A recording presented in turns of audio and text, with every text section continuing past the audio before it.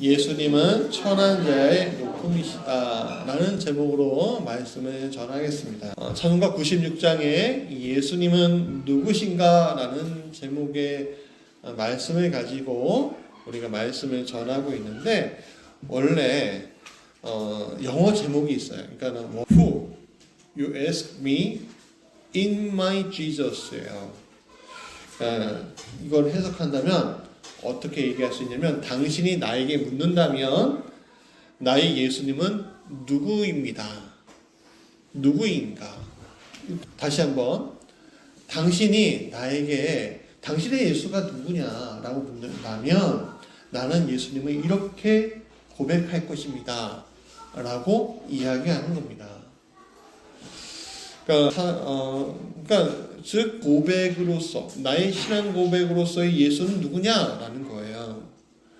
이것을 오늘 여러분들에게 묻는다면, 이 제목처럼 당신에게 예수는 누구입니까? 라고 묻는다면 어떻게 고백하시겠습니까? 어떤 사람이 내가 당신이 고백한 예수를 믿고 싶다라고 이야기한다면 여러분은 어떻게 그것을 고백할 수 있겠습니까? 어저께 우리 하나하고 이야기를 좀 나눴어요. 우리 하나에게 제가 질문했어요. 너 예수님 믿니? 네, 믿는데요. 한마디 더 해보고 싶었어요. 그러면 너가 믿는 예수님은 어떤 분이야? 어려울 것 같아서 얘기 안 했는데, 아마 뭘까 고민 많이 했을 것 같아요. 그쵸? 근데 누구나 내가 예수님을 믿는다면 그 예수님에 대한 고백이 있어야 되는 거예요. 이 질문은 오늘 이 사회를 구성하는 모든 사람에게, 예수를 믿든 믿지 않든 모든 사람들에게 질문할 수 있는 얘기예요. 왜냐하면 예수님의 존재는요 다 알고 있기 때문에 그래요. 그러면 오늘 이 질문에 대해서 빌레몬서에 나온 오네시모라는 사람에게 한번 던져보겠어요. 오네시모가 바로 여기 앞에 있다면 이렇게 질문하고 싶어요. 오네시모 씨, 당신에게 예수님은 어떤 분이세요? 라고요. 그러면 그 오네시모는 어떻게 예수님을 고백할까? 오네시모는 빌레몬이라는 사람의 도망친 노예였습니다. 그런데 이 오네시모가 바울을 만났고 바울은 그를 형제로 대우해 주었습니다. 그리고 오네시모는 회개하고 다시 주인인 빌레몬에게 가려고 합니다. 그 바울은 그를 위해서 빌레몬에게 그를 종으로서가 아니라 형제로 대우해달라 요청합니다. 이 요청은 분명 수락되었을 거예요. 왜냐하면 이 빌레몬서가 서신으로 남아있거든요. 만약에 빌레몬이 화가 나고 넌 노예지 무슨 동역자야 라고 했으면 이 서신은요 어떻게 했을까요? 남아있었을까요? 아니면 불에 태워졌을까요? 불에 태웠을 거예요. 근데 이게 남아져 있다는 것을 보면 이 오네시모에 대해서 빌레몬은요 그를 동역자, 형제로 대우했다는 것이 나타나는 거예요. 그럼 이 경험 속에서 오네시모는 어떻게 예수님을 고백할 수 있을까요? 바로 오늘 제목이 뭐라고요? 예수님은 천한 자의 그치, 높음이시다. 예수님은 천한 자를 높이셨어요 라고 이야기할 거예요.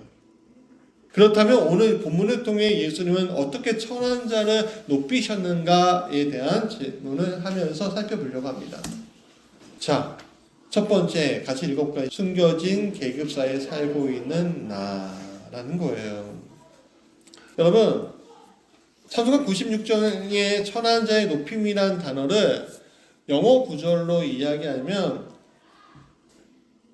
height 4 or low degree라고 하잖아요. 여기서 low degree는요 낮은 계급을 얘기해요. 낮은 계급. 그러니까 바울 시대의 계급들은 노예, 평민, 귀족들로 이루어져 있었거든요. 그중 노예들은요 자신의 생사 여탈이 누구에게 있어요? 주인에게 있는 거예요. 그러니까 노예는요, 사람 취급을 받지 못했어요. 사람이 아니었어요. 그냥 동물이었어요. 여러분, 옛날 사람들은요, 자기 울타리 바깥에 있는 사람들을 뭘로 취급했냐면 짐승으로 취급했어요. 그래서 원시 시대에는요, 사람이 우리 울타리 바깥에 있기 때문에 이 짐승들을 그냥 우리는 식인이라고 얘기하는데 그 짐승을 가축 잡듯이 잡은 적도 많아요. 전쟁하려고 잡은 게 아니라 먹으려고 잡는 경우도 있었어요. 근데 문명사회가 되다 보니까 그것들이 점차 개선이 된 거죠. 그러나 아직 바울 시대에도요, 이 울타리 안에 바깥에 있는 사람들, 즉 노예들은요, 짐승이었어요. 여러분, 오늘도 마찬가지죠. 우리 대한민국이라는 울타리 바깥에 있는 사람들을 우리는 뭐라고 얘기해요? 외국인이라고 얘기해요. 근데 그 외국인이 한국에 들어오면 두 가지로 분류해요. 첫 번째는 관광객이에요. 두 번째는 뭐라고 해요? 외국인 노동자라고 해요. 근데 외국인 노동자라는 말이 기니까 뭐라고 해요? 세 글자로. 외노자 그러잖아요. 외노자라는 말은요, 우리의 울타리 바깥에 있는 사람이란 얘기예요. 여러분, 그 바울 시대의 노예들, 또 평민이라고 했고요. 더 나은 사람도 아니었어요.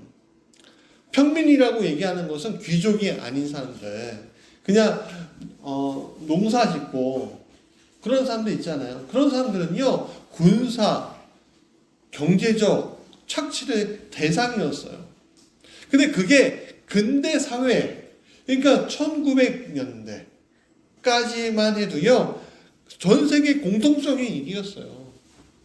우리나라도 마찬가지였습니다. 우리 사회도 구한말이었던 1894년에 갑오개혁으로 노비제 폐지가 이루어지기 전까지는요, 계급사회였어요. 우리 울타리 바깥에 있는 애들은 다 천한 거. 그래서 뭐라고 해요? 천민이라고 얘기하죠. 그리고 쉽게 뭐라고 하면 천민의 자식 그렇게 얘기하지 않고 그냥 쌍놈이라고 얘기했어요. 네. 양반이 아니면 다 상놈이에요. 근데 오늘 우리 현대사회도 마찬가지예요. 우리 현대사회가 실제로 평등하잖아요. 우리 평등의 조건이 뭐예요? 투표권이 있다는 거예요. 우리 스스로 지도자를 뽑을 수 있는 권리, 투표할 수 있는 권리.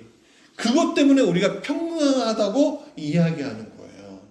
만약에 투표권이 없으면요, 우리는 평등이란 말을 할 수가 없어요. 중국 사회가 평등해 보이지 않아요? 평등하지 않아요. 거기 계급 사회예요.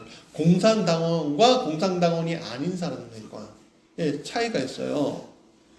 근데 거기에 왜 평등하지 않냐면요, 그들은 평등을 추구하는 공산사회잖아요. 근데 투표권이 없어요. 그래서 투표권이 없기 때문에 평등하지 않은 거예요. 우리에게 뭐가 있어요? 투표권이 있어요. 민주주의 투표권이 있단 말이에요. 그게 평등한 사회라고 생각하는 거예요. 그런데도 불구하고 우리 안에 뭐가 있어요? 보이지 않은 계급 질서라는 게 있어요. 그걸 우리가 다 알아요. 어른들은 다 알아요.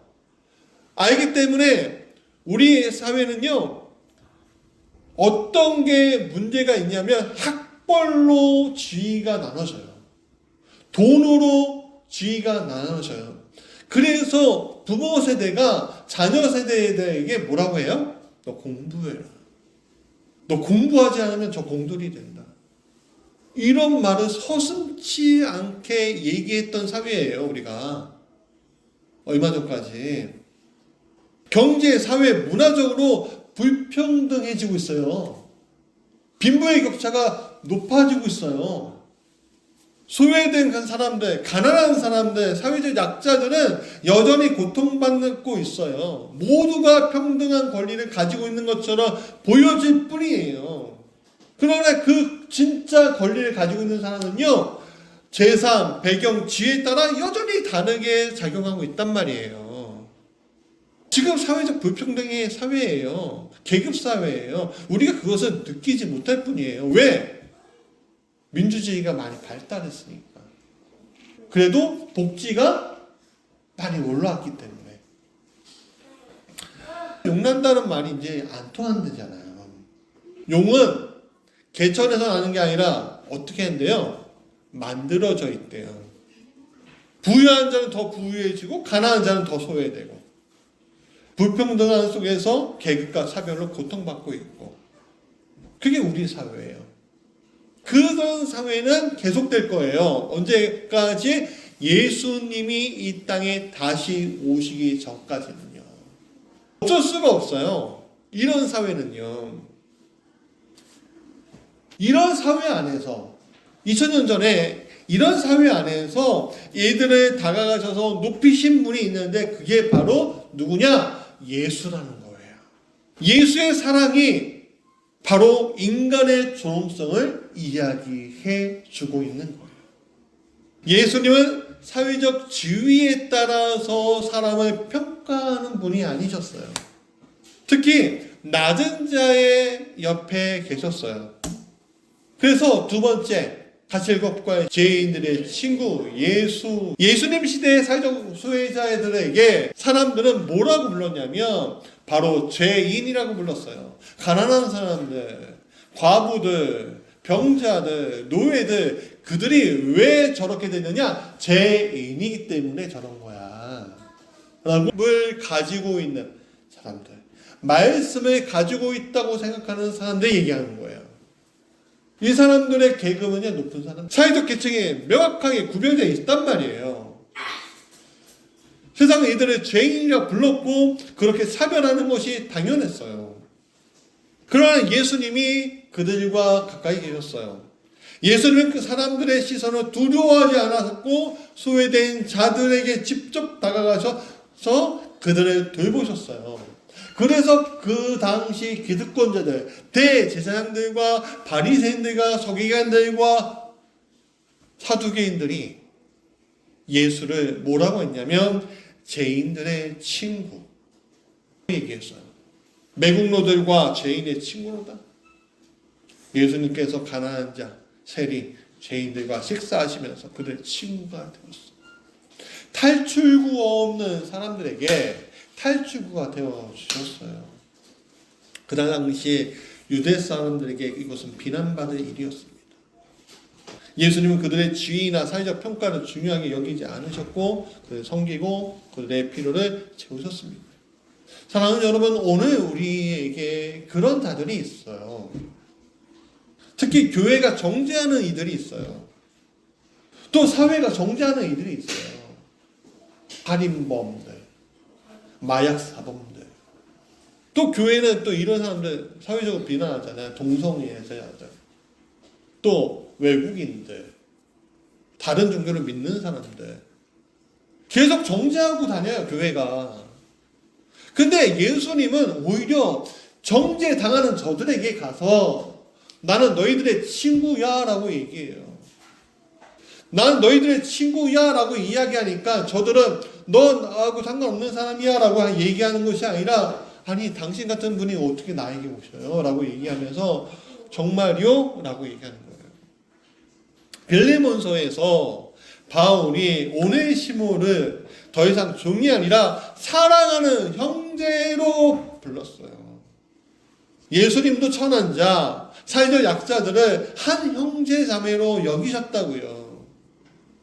예수님의 은혜로 그냥 다가온 거예요. 얼마 전에 연예인 매니저가 한 팬을 폭행하는 일이 있었어요. 이 팬이 밤에 사진 좀 찍을까요? 라고 얘기하니까 이 매니저들이 막 폭행을 했대요. 왜 그럴까요? 친구가 아니에요.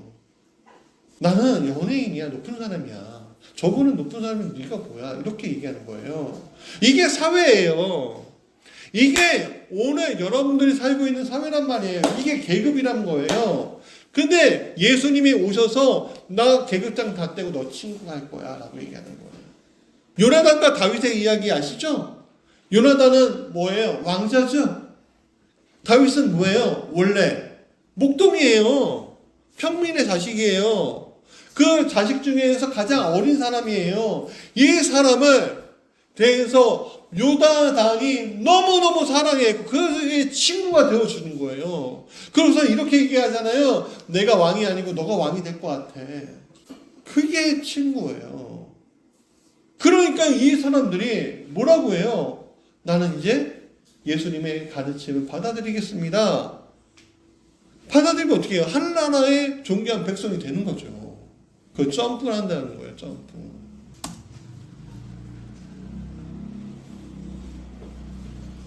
Fight for all of the degree. 세상은 힘과 돈으로 높아지려고 해요. 우리도 자녀들을 힘과 돈으로 높여주고 싶어요. 어떻게든 학원을 다니게 하려고 하고 어떻게든 기회를 더 주려고 노력하는 거예요. 우리한테 성공했다라고 얘기해요. 얼마 전까지 우리 박인수 권사님이 우리 이순애 권사님이 이렇게 기도했을 것 같아요. 하나님, 이주원 목사님 큰 교회 목사님 되게 하시고 성도들 많이 있게 해주시고 성공하게 해달라고. 그렇게 기도하셨어요? 그렇죠? 당연한 거예요. 왜냐하면 그게 세상의 방식이기 때문에 그래요. 똑같은 목사라도 큰 교회 목사 있고요, 작은 교회 목사 있고요. 똑같은 교회에도 큰 교회가 있고 작은 교회가 있대요. 똑같은 성도인데 큰 교회 성도가 있고 작은 교회 성도가 있대요. 그게 말이에요, 방구예요? 목사면 목사고 교회면 교회고 성도면 성도인 거예요. 오히려 더 낮은 자리에서 섬기는 곳이 더 큰 거예요. 바로 예수님이 그렇게 사셨잖아요. 예수님은 세상의 기준과는 전혀 달랐어요. 예수님은 자기가 보좌 위에 앉아서 다스리고 말하고 그들에게 명령하신 것이 아니라 제자들의 발을 씻어 주셨잖아요. 가장 낮은 자리에 있으셨어요. 어디까지 낮아졌냐면 십자가에 달려 죽었잖아요. 여러분, 십자가는요 죄인의 형틀이에요. 가장 비참하게 거의 달려서요 어떻게 죽어요? 쪄 죽고 피가 쏠려 죽고 심장이 멎어서 죽는 거예요. 몇 시간 동안. 그럼 죽으면 곧바로 내려지는 것 같아요? 아니에요. 까마귀들이 그 눈을 파먹고 개미들이 그 살점을 핥히고 그렇게 십자가에서 죽은 거예요. 또 지나가면서 저 십자가에 달린 사람들을 바라보면서 사람들은 경멸하고 멸시하고 하나님 바로 그 낮아짐을 통해서 예수님을 높은 이름 위에 뛰어난 이름으로 만드셨어요. 예수님을 통한 높임은 세상적인 것과는 달라요. 세상은 외면을 보고 판단하지만 예수님은 우리 내면을 보고 사랑하셔요. 예수님이 주시는 높임은 세상에 줄 수 없는 존귀함이에요. 내가 세상에서 특별한 자가 아니어도 특별한 자로 만드시는 그 예수님이 우리 예수님인 거예요. 나는요 아무것도 아닌 사람이에요. 그러나 예수님이 함께함으로 예수님 내 친구임으로 나는 높여지는 거예요. 예수가 하나님 안에, 하나님이 예수 안에 있기 때문에 예수님이 높아진 것처럼 예수님이 이렇게 얘기하셔요. 내가 너 안에, 너가 내 안에 있기에 너가 높아진다는 거예요. 그 존귀함이 하나님의 사랑 안에서 오기 때문에 그걸 우리는 뭐라고 해요? 은혜, 그레이스라고 얘기하는 거예요. 그래서 은혜를 받은 사람은 세상의 평가에서 외적인 평가에서 뛰어넘어서 하나님의 시선에서 참된 가치를 얻게 될 수밖에 없어요. 다시 보지요. 자, 도망친 노예 오네시모는 빌레몬에게 가는 게 기뻤을까요? 두려웠을까요? 두려웠겠죠. 왜? 잘못된 과거와 그리고 그의 낮은 사회적 위치 때문에 두려웠어요. 근데 사도 바울은 그의 편에 섰죠. 그리고 알고 보니까 빌레몬이 어떤 사람이에요? 바울의 제자예요. 예수 믿는 사람이에요. 그래서 이 바울이 빌레몬에게 형제처럼 대해라 오네시모를 부탁합니다. 그래서 더 이상 종이 아니라 사랑하는 형제로 대우해줘. 그러니까 종이에서 형제가 되는 거예요. 형제가 뭐예요? 저 사람하고 나하고 똑같은 권리를 가진 사람이 형제인 거예요. 저 사람하고 나하고 똑같은 형제, 한 밥상에서 같이 먹을 수 있는. 다윗이 사울의 사위가 됐을 때 가장 혜택이 있었던 게 뭔지 알아요? 사울의 밥상에 다윗이 그 밥상에 앉아서 먹고 마셨어요. 특별한 위치가 된 거예요. 목동에서. 왕의 밥상이 그런 거예요. 하나님의 밥상 안에 같이 앉을 수 있으면 그게 한 형제 한 자매인 거예요. 우리가 왜 주일 예배 때 끝나고 같은 식탁을 왜 하는지 아세요? 그 식탁의 모임이 한 형제와 우리 한 자매라는 것을 나타내 주고 있는 거예요. 상징적으로. 그냥 예배 끝났으니까 밥 먹는 게 아니야. 넌 한 형제는 한 자매인 거야. 오늘 우리는 우리의 삶은 하루하루가 정말 불안해요.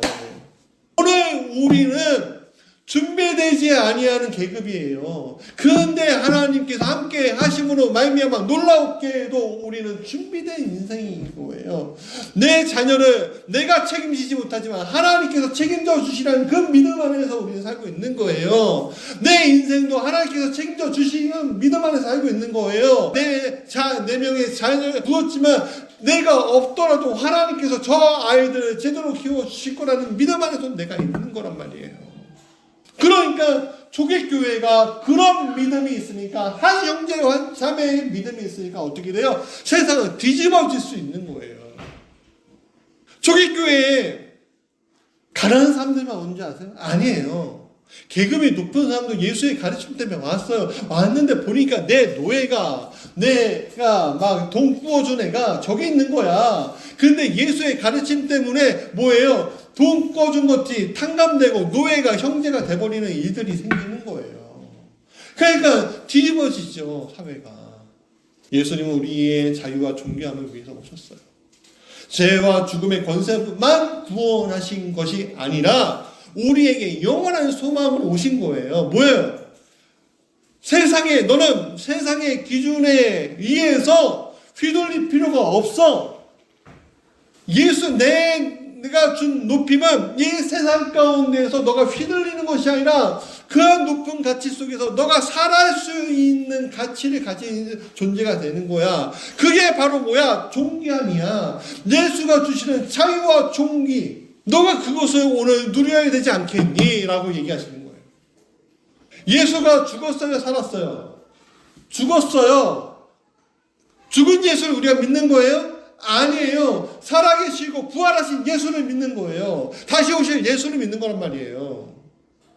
내 안에서 부활하신 그 예수, 성령의 능력이 내 안에 넘치도록 살아계시고 역사하시는 그 예수, 우리는 예수님을 본받아 낮아짐의 길을 그래서 가는 거예요. 왜? 예수님이 낮아지셨으니까 높아지셨잖아요. 우리 예수님 본받아서 어떻게 돼요? 낮아지면 높아지는 길을 가는 것이죠. 여러분, 높아진 인생이 아니에요. 사회적으로 여러분, 교회에서는 한 형제고 자매지만 사회에서는요, 노예예요. 사원이에요. 직원이에요. 그렇지 않아요? 바뀐 게 없어요. 그럼 교회에서는 높여지고 사회에서는 낮아지냐? 아니에요. 예수님은 너희가 여기에서 존귀하게 높임을 받듯이 사회에서는 그 존귀함 받기 위해서 뭐 해야 돼요? 기호 지으신 예수님의 말씀만 따라가면 되는 거예요. 주변은 바뀌지 않았지만 그 말씀을 따라간다면 너희들은 뭐예요? 존귀함을 받을 수 있다는 거예요. 요셉이 그런 거예요. 요셉은 뭐였어요? 사람의 아들이었어요. 그러다 노예가 됐어요. 죄수가 됐어요. 그러나 그가 존귀하신 하나님의 말씀을 따라가고 그 아버지가 가르쳐주신 하나님의 말씀을 따라가니까 어떻게 돼요? 바뀐 게 없어 보이지만 한순간에 점프가 돼버리잖아요. 마치 세상적으로 말하면 대박 터졌죠. 자, 말씀의 결론이에요. 예수님은 천한 자의 높음이시다. 예수님은 세상이 외면한 사람들을 위해 오셨다는 걸 잊지 마세요. 우리도 외면당할 수 있는 사람들이란 말이에요. 왜? 여러분들 다 상처도 있잖아요. 저도 상처 엄청 많아요. 저 어렸을 때 상처 엄청 많았어요. 제 성격이요, 모난 돌이에요. 부드러운 돌이 아니에요. 상처가, 외로움이 엄청 많았어요. 근데 하나님께서 그 외로움을 채우시려고 애를 4명을 주셨잖아. 외롭지 말아요. 그래서 저 외롭지 않아요. 뭐 혼자 있으려고 하면 아빠 어디야? 전화 와갖고 시끄러 죽겠어요. 여러분들의 상처 가운데 주님께서 오신 거예요. 세상 사람들도 마찬가지예요. 세상 사람들, 모든 세상 사람들이 상처 가운데 예수님 오시는 거예요. 내가 높아졌다고 생각하는 사람들한테 오시는 게 아니에요. 그래서 우리가 자녀인 거죠. 예수를 위해서 우리는 진정한 높임과 자유를 얻게 되는 거예요. 그래서 세상은 부와 힘으로 그것을 높이려 하지만 예수님은 사랑과 섬김으로 그것이 높아질 수 있다 얘기하시는 거예요. 그래서 우리는 예수님처럼 겸손히 섬길 때 하나님은 우리를 높이신다는 사실을 여러분 잊지 마세요. 여러분 존귀한 자예요. 예수님 때문에 높은 자예요. 그래서 예수님은 천한 자의 높음이십니다. 그분에 따라 우리는 세상의 기준을 넘어서 하나님의 참된 사랑과 은혜로 인해 높임받은 자, 영광 가운데 들어간 자가 될 것입니다. 오늘 우리 무지개교회 모든 성도들이 이 영광 가운데 높임받는 자가 되시길 간절히 축원합니다.